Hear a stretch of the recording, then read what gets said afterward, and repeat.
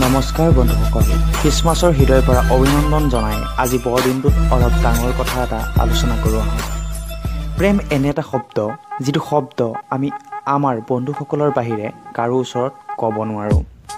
যদি কওঁ এনে এটা পৰিস্থিতিৰ সৃষ্টি হয় যে আমি মংগল গ্ৰহলৈ যোৱাৰ পৰিকল্পনাহে কৰিছোঁ, আৰু বিয়া বুলিতো ক'বই নোৱাৰোঁ। যদি কওঁ মংগল গ্ৰহৰ মাটিৰ পতা ম্যাদি হোৱা নাই, এনে এটা সংলাপ শুনিবলগীয়া হয়। বৰ্তমান সমাজখন এখন স্বাৰ্থপৰ সমাজৰূপে গঢ়ি উঠিছে। বৰ্তমান সমাজত দুটা চৰাই একেলগে ডালত বহি থকাটো মানুহে সহ্য কৰিব নোৱাৰা হৈছে। প্ৰেম বোলা আঢ়ৈটা শব্দ এতিয়া 2.5 টকাত কিনা বেচা হ'ব ধৰিছে। প্ৰেমৰ নামত ফিজিকেল ৰিলেশ্যনশ্বিপ হৈছে, প্ৰেমৰ নামত প্ৰতাৰণা হৈছে, জাতি বৰ্ণ ধৰ্ম চোৱা হৈছে। চোৱা হোৱা নাই ল'ৰা ছোৱালীহালৰ সুখ।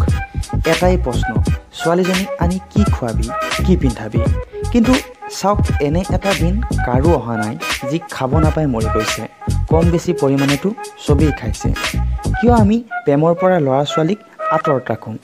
কিয় আমি প্ৰেম অনুভৱ কৰিব নিদিওঁ ল'ৰা ছোৱালীহালক? আমি প্ৰেমক ঘীণ কৰোঁ, কিন্তু প্ৰেমৰ পূজাৰী কৃষ্ণক আকৌ পূজা কৰোঁ। এয়া কি আমাৰ ন্যায়? এয়া কি আমাৰ ভক্তি? দৰাচলতে এয়া এক আমাৰ অভিনয়।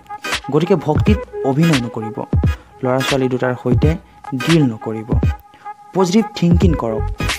আপুনি বাধা দিয়াৰ পাছতো জানো সিহঁতে চাপ নিদিব ল'ৰা ছোৱালীক? আশীৰ্বাদ দিয়ক, তেতিয়াহে পজিটিভ হ'ব।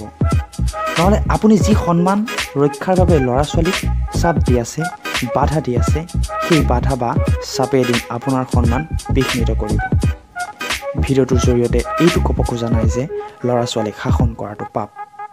শাসন কৰাটো পাপ নহয়, কিন্তু শাসন কৰাতকৈ সিহঁতক বুজাই চাওক।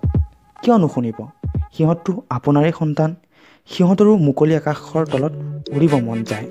আশা কৰিছোঁ ভিডিঅ'টো চাই সকলোৱে অন্ততঃ এবাৰ ভাবিব আৰু পজিটিভ থিংকিং কৰিব, আৰু প্ৰেম বোলা এই শব্দটোক প্ৰদূষিত নহয়, ৰিচাইকেল কৰিব।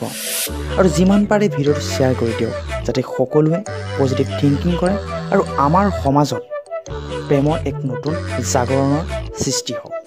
প্ৰেম অকল ল'ৰা ছোৱালীয়ে কৰাটোকে নহয়, প্ৰেম সকলো বস্তু কৰি থাকক। কিন্তু আমি যদি প্ৰেমৰ পৰা দূৰত্বত ৰাখিব বিচাৰোঁ, তেন্তে আমাৰ এই প্ৰেম বোলা বস্তুটো এদিন আমাৰ সমাজলৈ বিপদ কঢ়িয়াই আনে। জয় আই অসম, মেৰী খ্ৰীষ্টমাছ।